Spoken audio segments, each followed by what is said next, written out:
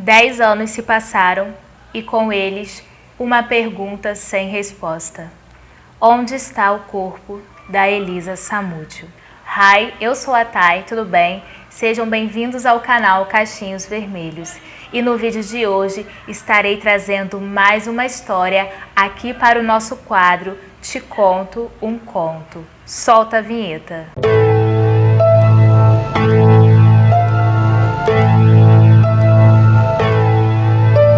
A história de hoje é um caso criminal, um caso que ocorreu no ano de 2010 e que chocou milhões de pessoas. Esse caso criminal foi sugestão do nosso inscrito Diego. Diego, muito obrigada por essa sugestão. Agora, sem mais enrolações, vamos à história de hoje. A história de hoje do nosso quadro Te Conto um Conto será o caso do goleiro Bruno. Bruno, ele tornou-se um goleiro muito famoso lá em meados de 2007 a 2009, quando ele ingressou ao Clube de Regatas do Flamengo, mais conhecido como Flamengo, um time carioca bastante famoso. Por ser um ótimo atleta, ele atraiu multidões. Ele era o ídolo de muita gente, admirado pelo seu bom desempenho como goleiro do time carioca Flamengo. Contudo, o ídolo tornou-se prisioneiro. O herói virou vilão. Por falta de sensatez, Bruno jogou fora tudo que ele havia conquistado. Ele jogou fora a carreira, a fama, o sucesso e, inclusive, o reconhecimento de ser um bom atleta nos campos e nos gramados. Tudo isso por conta de um relacionamento mal resolvido.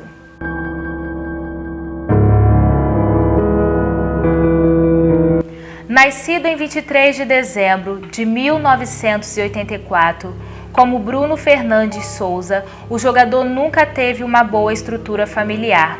3 meses depois do seu nascimento, ele foi abandonado pelos pais e acabou criado pela avó paterna, em Ribeirão das Neves, na região metropolitana de Belo Horizonte. Os pais do jogador e o irmão foram morar no Piauí. Os pais de Bruno se separaram poucos anos depois, e em 1988. Aos 12 anos de idade, Bruno, que não tinha dinheiro sequer para pagar passagem de ônibus, entrou para o mundo da bola. Começou nas categorias de base do tradicional Venda Nova, por onde já passaram jogadores como Fred do Fluminense e Euler, o Filho do Vento, de São Paulo e Atlético Mineiro. Antes de virar profissional, jogou no Santa Cruz de BH e no Tombense, da cidade de Tombos, na zona da Mata Mineira. Em 2002, Bruno chega às categorias de base do Atlético Mineiro. Ganhou destaque e subiu para o time profissional em 2004.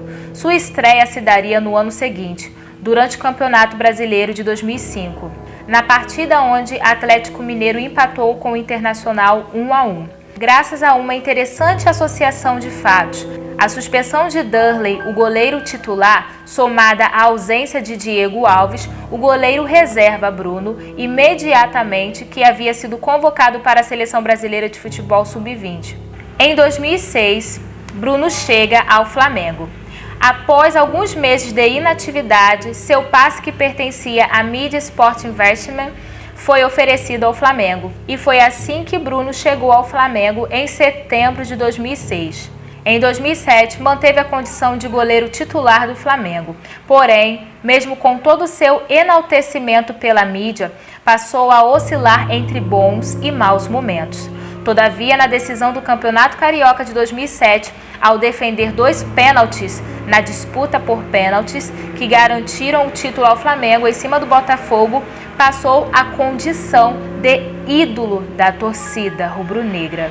Em 2008, no dia 23 de abril, Bruno marcou seu primeiro gol como profissional numa linda cobrança de falta na partida Flamengo versus Coronel Bolognese, válida pela Libertadores daquele ano. Por ter sido o primeiro goleiro do Flamengo a marcar um gol em uma cobrança de falta, a diretoria do clube lhe presenteou com uma placa. Em 23 de outubro do mesmo ano, Bruno marca seu segundo gol com a camisa do clube e se torna o maior goleiro artilheiro da história do Flamengo. Em 2009, Flamengo torna-se campeão do Campeonato Brasileiro de Futebol, mais conhecido como Brasileirão, na vitória de 2-1 contra o Grêmio, com grandes nomes como Léo Moura, Ronaldo Angelim, Juan, Petkovic, Adriano, entre outros nomes. Na época, o técnico do Flamengo era o Andrade. Em 2010, em 6 de março, mais confusão. Com o objetivo de apaziguar a situação do amigo e jogador de futebol Adriano, quando o atacante Adriano brigou com a sua ex-noiva Joana Machado, na favela da Chatuba, Bruno questionou aos repórteres: quem nunca saiu na mão com a mulher? Repreendido então pela então presidente do clube, Patrícia Morim, o camisa 1 se retratou e pediu desculpas publicamente.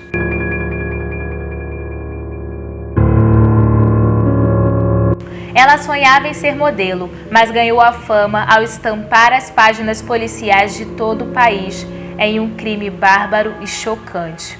No entanto, o que muitos não sabem é que a polêmica história protagonizada por Elisa Silva Samúdio começou muito antes dela ficar conhecida como a ex-amante do goleiro Bruno Fernandes de Souza. Nascida em 1985 na cidade de Foz do Iguaçu, no Paraná, Elisa cresceu longe da mãe, Sônia Fátima Silva Moura. Em um documentário feito pelo canal AEI, emissora fechada de TV a cabo, a agricultora que hoje vive em uma pequena propriedade agrícola de produção de pimenta em Campo Grande relata o fim do casamento com o pai de Elisa, Luiz Carlos Samúdio, hoje condenado por estupro e foragido da justiça. Ele teria cometido o crime em 6 de dezembro de 2003 contra uma menina de apenas 10 anos. Sônia conta que aos 4 meses de gestação, ela foi pressionada pelo marido a abortar. O divórcio do casal ocorreu 1 ano depois do nascimento de Elisa, que passou a ser criada pelo pai até os 18 anos.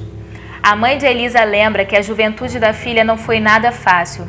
Sônia revelou que Elisa era assediada e oferecida para favores sexuais pelo seu próprio pai a amigos dele.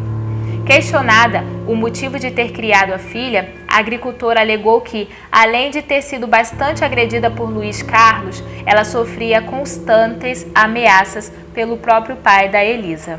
Para o advogado que fez a defesa da família Samúdio, ele disse que Elisa era uma sonhadora. Ela era ligada à mãe, mas não gostava de ficar agarrada, pois a genitora sempre morou no mato. E uma moça que pretende ser modelo, ser artista, não quer ficar no meio do mato, afirmou o advogado.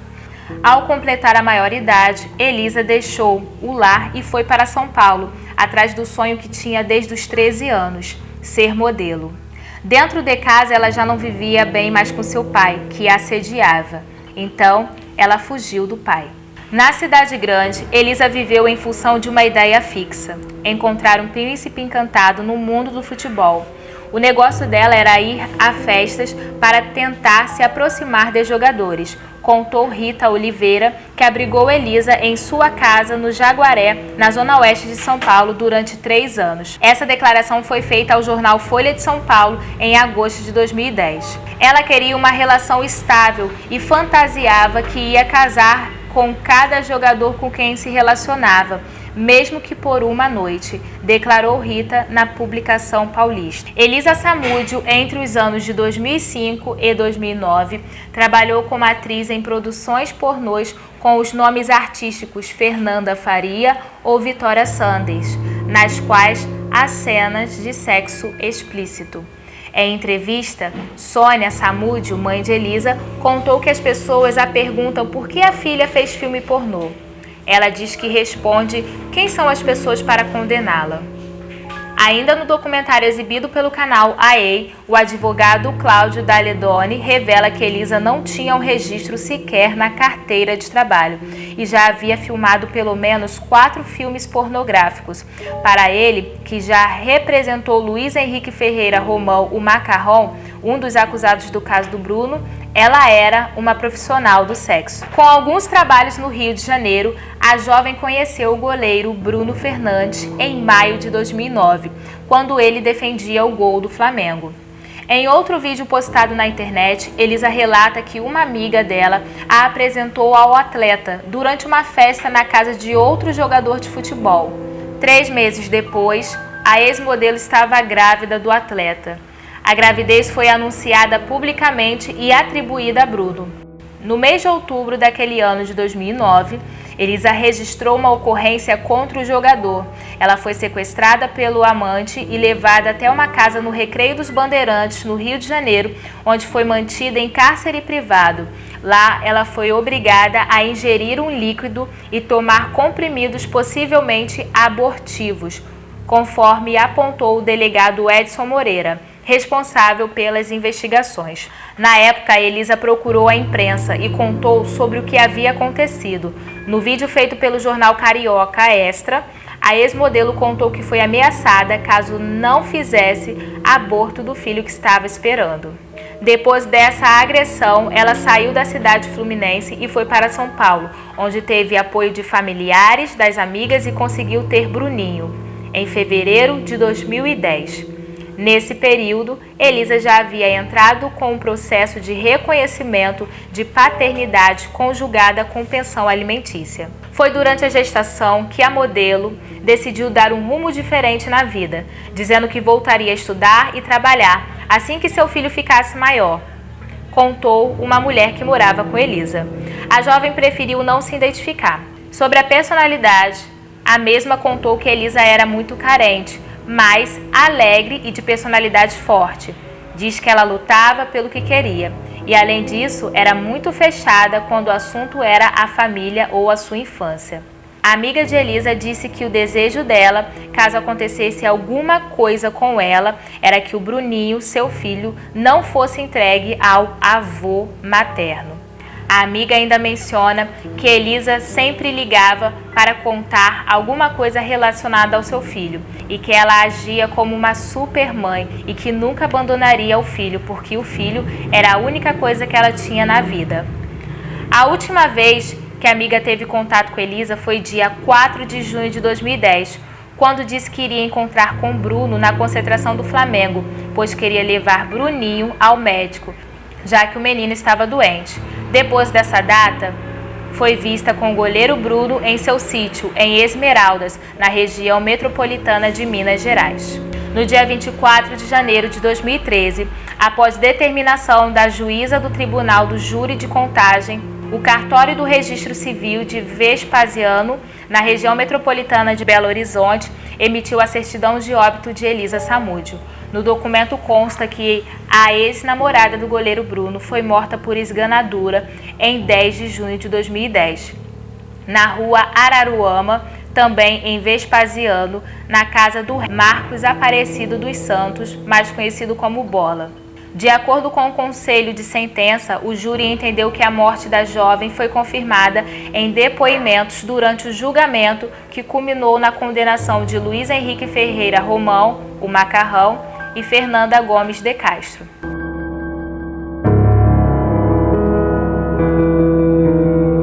Dia 4 de junho de 2010, feriado de Corpus Christi, Elisa Samúdio estava hospedada em um hotel na Barra da Tijuca, no Rio de Janeiro.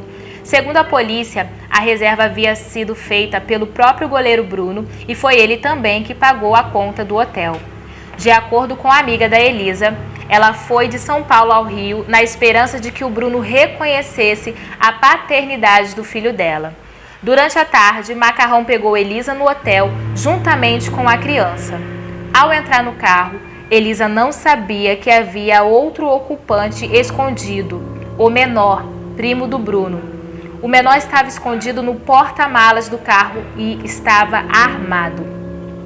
Poucos minutos depois, o menor havia surpreendido Elisa após sair do porta-malas do carro. Elisa conseguiu desarmar o menor e tentou atirar, mas o revólver estava descarregado. O menor pegou a arma de volta e deu 3 coronhadas na cabeça de Elisa, deixando-a ensanguentada. Assim, ficou vestígios do sangue dela no carro. Depois, o menor carregou a arma e ficou ameaçando Elisa. Já era madrugada quando eles chegaram ao sítio de Bruno, em Esmeraldas, perto de Belo Horizonte. Lá dentro havia uma mulher, supostamente a empregada. Elisa foi trancada dentro do quarto com o seu bebê. Macarrão e Menor ficaram com ela no sítio. No dia seguinte, Sérgio, também primo do goleiro Bruno, chegou ao sítio na tarefa de vigiar Elisa. No dia 6 de junho de 2010, Sérgio obriga Elisa a ligar para sua amiga em São Paulo e dizer que estava tudo bem. A cena foi testemunhada por Macarrão e o Menor. Dia 8 de junho de 2010, Bruno chega ao sítio de táxi. O ex-goleiro discute com Macarrão e Sérgio, ordenando eles a resolverem logo o problema, dizendo que não queria que se repetisse o mesmo caso anterior quando tentaram forçar o aborto do bebê de Elisa em 2009. Bruno fica menos de 2 horas no sítio e destina-se ao Rio de Janeiro. O menor disse que Bruno não estava presente na morte de Elisa. Contudo, de acordo com o depoimento de Sérgio, outro primo do ex-goleiro, ele negou ter sido um dos vigias da Elisa e disse que chegou no sítio de Bruno no dia 8 e encontrou o goleiro jogando bola enquanto Elisa estava trancada com o ferimento aberto. O som era mantido alto para que os vizinhos não ouvissem os gritos de Elisa. Sérgio disse não ter participado do assassinato de Elisa, mas afirma que ouviu uma conversa entre Bruno, Macarrão e o menor. Bruno não voltou para o Rio de Janeiro. Ele permaneceu em Minas até a morte de Elisa. Na noite do dia 9 de junho de 2010, Macarrão e Menor levam Elisa e o bebê de carro em direção a Belo Horizonte. Para despistar, Bruno sai em outro carro. Em algum trecho do caminho, os 2 carros se encontram com um homem na moto, que era o Bola. Eles partiram para Vespasiano, em Minas Gerais, em direção à casa de Bola. Ao chegar na casa, haviam muitos cães Rottweilers. Elisa disse ao Bola que não aguentava mais apanhar. Bola respondeu que ela não iria mais apanhar, a mesma iria morrer. Bola amarrou as mãos de Elisa com corda e, segurando-a por trás, a estrangulou. Após Elisa ter o corpo deixado no chão, Macarrão chutou várias vezes o cadáver dela. Bola disse que iria esquartejar o corpo de Elisa e dar aos cães para eles comerem. Bruno, Macarrão e o menor saíram com o bebê. Ao chegarem no sítio, o primo do Bruno, Sérgio, pergunta por Elisa e pelo bebê. Bruno responde que ambos já eram e revela que o plano inicial era matar o bebê. Contudo, ele entrega o bebê a Daiane para ela cuidar. Na versão de Daiane, a ex-esposa do Bruno, ela diz que Bruno entrega o bebê a ela chorando e pedindo para que ela cuide do bebê, porque Elisa havia partido para São Paulo e deixado o menino com ele e mandou ele se virar.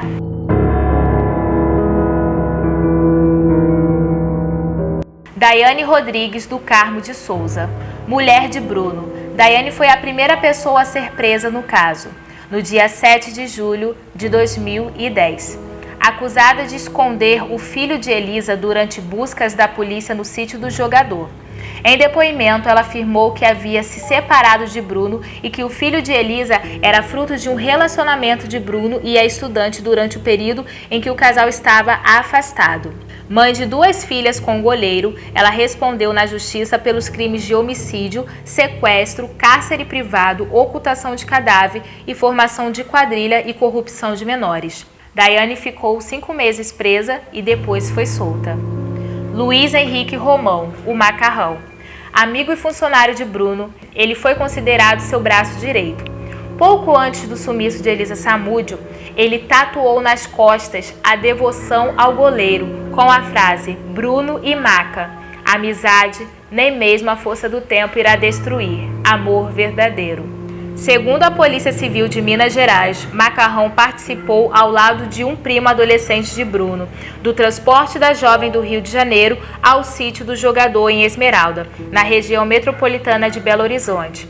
Ainda de acordo com a polícia, Macarrão levou Elisa do sítio até a casa do ex-policial civil Marcos Aparecido dos Santos, o Bola, em Vespasiano, em Minas Gerais, onde Elisa teria sido assassinada. Além de ser acusado de participar do assassinato, Macarrão foi também denunciado pelo Ministério Público do Rio de Janeiro pelo sequestro da Elisa em outubro do ano de 2009. Ele foi preso com Bruno no dia 7 de julho. No dia seguinte, foi transferido para a Penitenciária de Segurança Máxima Nelson Hungria, em Contagem, Minas Gerais. Respondeu na Justiça por homicídio, sequestro, cárcere privado, ocultação de cadáver, formação de quadrilha e corrupção de menores. Em dezembro, foi condenado junto com Bruno pelo episódio do sequestro em 2009 com a Elisa Samud. Macarrão pegou 3 anos de reclusão por cárcere privado. Baseado na entrevista que ele deu à revista Época, já solto, Macarrão vive em Pará de Minas, no interior de Minas Gerais, trabalhando em uma lava-jato e tornou-se evangélico da Igreja do Evangelho Quadrangular. O menor, na época, era adolescente e tinha 17 anos. É primo de Bruno e principal testemunha do caso. Foi apreendido no dia 6 de julho, depois que a polícia recebeu uma denúncia de um tio do menor para uma rádio, dizendo que ele estava escondido na casa do jogador no Recreio dos Bandeirantes, no Rio de Janeiro. Em depoimento, o menor, na época adolescente, disse que Elisa foi assassinada de forma cruel. Segundo o menor, ele e Macarrão foram até o Rio de Janeiro buscar Elisa e o filho para levá-los ao sítio do jogador em Esmeraldas, Minas Gerais. No caminho, segundo o adolescente, ele deu 3 coronhadas na jovem, dentro do carro de Bruno, dando origem a manchas de sangue encontradas no veículo. Ainda segundo o adolescente na época, Elisa teria sido levada no dia 10 de junho de 2010 à casa do ex-policial civil Marcos Aparecido dos Santos, o Bola, em Vespasiano, Minas Gerais, onde teria sido assassinada. O menor teria visto Bola levar um saco para o canil, onde havia 4 rottweilers, e contou que viu o homem retirar a mão da Elisa do saco e a jogar aos cães. Embora tenha negado em depoimentos posteriores ter visto a morte de Elisa, o menor foi condenado no dia 9 de agosto pela participação no crime e cumpriu medida socioeducativa de internação por prazo indeterminado. Sérgio Rosa Salles. Primo do Bruno, Salles também foi preso no dia 7 de julho. Ele afirmou em depoimentos que viu Elisa e o filho dela no sítio de Bruno e que ela apresentava ferimentos. Segundo a polícia, Salles permaneceu no sítio na noite de 10 de junho, quando Elisa foi levada para a casa de Bola, onde teria sido morta. Segundo Salles, deixaram o sítio o primo adolescente de Bruno, Macarrão, Elisa, o filho dela e o jogador. Ainda de acordo com ele, o grupo disse que levaria Elisa para ver um apartamento em Belo Horizonte, que seria entregue para ela morar com o bebê. Na volta, quando perguntou onde estavam a mulher e a criança, o menor teria dito: "Essa aí já era." E Bruno teria completado: "Esse tormento acabou." Salles foi denunciado por homicídio, sequestro, cárcere privado, ocultação de cadáver, formação de quadrilha e corrupção de menores. No entanto, a Justiça, Sérgio afirmou que foi torturado no sítio pelo delegado Júlio Wilke, que por isso inventou as informações sobre Elisa. Sérgio ficou preso um pouco mais de 1 ano e conseguiu habeas corpus para responder em liberdade no ano de 2011. Contudo, em 2012, Sérgio foi assassinado com 6 tiros, próximo de casa, por motivos passionais, segundo a Corregedoria da Polícia Civil. Um casal suspeito confessou o crime, que foi provocado pelas investidas de Sérgio à amante de um traficante, Marcos Aparecido dos Santos, o Bola. ex-policial civil, é conhecido pelos apelidos Bola, Neném e Paulista. De acordo com as investigações, ele dava curso de adestramento de cães e sobrevivência. Segundo a polícia de Minas Gerais, Bola matou Elisa por estrangulamento e teria escondido o corpo da jovem em sua casa, no município de Vespasiano, em Minas Gerais. Segundo o depoimento do primo adolescente de Bruno, Bola amarrou e deu uma gravata em Elisa, que morreu por asfixia. Em seguida, o ex-policial teria esquartejado o corpo. O menor afirma ter visto Bola arremessar pedaços do corpo da estudante para alimentar seus cães da raça Rottweiler. Na noite do crime, segundo a polícia, Elisa teria dito ao ex-policial que não aguentava mais apanhar. Em resposta, Bola teria dito à jovem que ela não iria mais apanhar, mas iria morrer. Foi indiciado por homicídio qualificado, formação de quadrilha e ocultação de cadáver. A polícia também investiga sua participação em outros assassinatos. Bola permanece preso até hoje. Fernanda Gomes de Castro, amante de Bruno, foi presa em 5 de agosto na casa dos pais de Luiz Henrique Romão, o Macarrão, em Ribeirão das Neves, em Minas Gerais. De acordo com as investigações, foi ela quem cuidou do filho de Elisa por 2 dias na casa do jogador no Recreio dos Bandeirantes, no Rio, para onde a jovem Elisa teria sido levada antes de seguir para o sítio do goleiro, em Minas Gerais. Fernanda teria mantido um relacionamento de 4 meses com o goleiro após se conhecerem no bar Rock Bola, em Santa Cruz. Depois da prisão, Fernanda chegou a passar mal na penitenciária feminina Estevão Pinto e foi levada para um hospital com sangramento. No entanto, exames médicos afastaram a possibilidade de que ela estivesse grávida de Bruno. Foi denunciada por homicídio, sequestro, cárcere privado, ocultação de cadáver, formação de quadrilha e corrupção de menores, mas respondeu em liberdade. O delegado que conduziu as investigações desse processo foi Edson Moreira. Atualmente, Moreira aposentou-se na Polícia Civil e foi eleito deputado federal. Não conseguiu a reeleição e agora pensa numa candidatura a vereador em Belo Horizonte.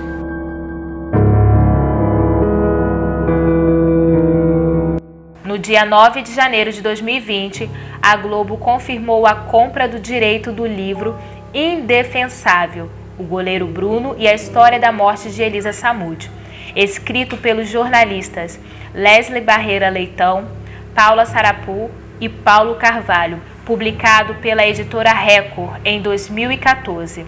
No início desse ano, a Globo planejava transformar a história que chocou o Brasil em 2010 em um seriado, segundo o colunista Léo Dias.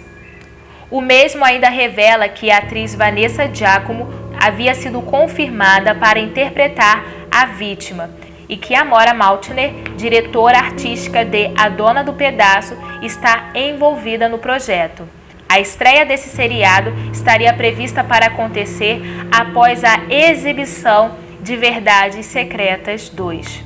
Contudo, Dona Sônia, mãe de Elisa Samúdio, disse em entrevista ao programa Super Pop da Rede TV que não autorizou em nenhum momento a produção desta série e que a Rede Globo nem sequer procurou-a para dar uma nota de esclarecimento. Sobre o fato, a autora Glória Pérez se manifestou no Twitter com a seguinte declaração: "Oi, só pode ser piada e de mau gosto." Lembrando que esta autora também teve a sua filha, Daniela Pérez, assassinada em um crime brutal, com aproximadamente 18 golpes com uma espécie de punhal, no dia 28 de dezembro de 1992, no Rio de Janeiro. A defesa de Bruno também se manifestou contra a produção da série. Em 2017, o time Boa Esporte de Varginha, Minas Gerais, contratou Bruno. O mesmo chegou a jogar, porém, mediante a protestos, a justiça determinou que Bruno voltasse ao presídio e perdesse a liberdade e adiasse a volta aos gramados. Depois do time fluminense de Feira de Santana, na Bahia, devido aos inúmeros protestos, o Clube Operário de Várzea Grande do Mato Grosso, no início desse ano, também desistiu da contratação. Atualmente, Bruno cumpre a pena em regime semiaberto. Em entrevista ao Domingo Espetacular, no início desse ano, Bruno declarou que a morte de Elisa Samúdio não foi por causa de pensão, mas sim por uma outra história que ele mesmo diz que é mais complicada. Contudo, ele declarou em entrevista que não revelaria essa história a ninguém. Bruno falou que só contaria a verdade sobre a morte de Elisa a seu filho, Bruninho, e a dona Sônia, mãe de Elisa. Atualmente, quem sustenta Bruno hoje em dia é a sua atual esposa, chamada Ingrid, que é uma dentista, com quem ele teve mais uma filha. Atualmente, o goleiro Bruno tem 35 anos e é pai de 4 filhos, 2 meninas do primeiro casamento com Daiane, uma menina do segundo casamento e Bruninho. Elisa Samúdio era tão apaixonada pelo goleiro Bruno que, apesar das agressões que ela sofreu durante a gestação, apesar de Bruno obrigar a ela a abortar o filho que ela carregava em seu ventre, mesmo assim, quando seu filho nasceu em fevereiro de 2010, Elisa Samúdio colocou o nome do seu filho de Bruno.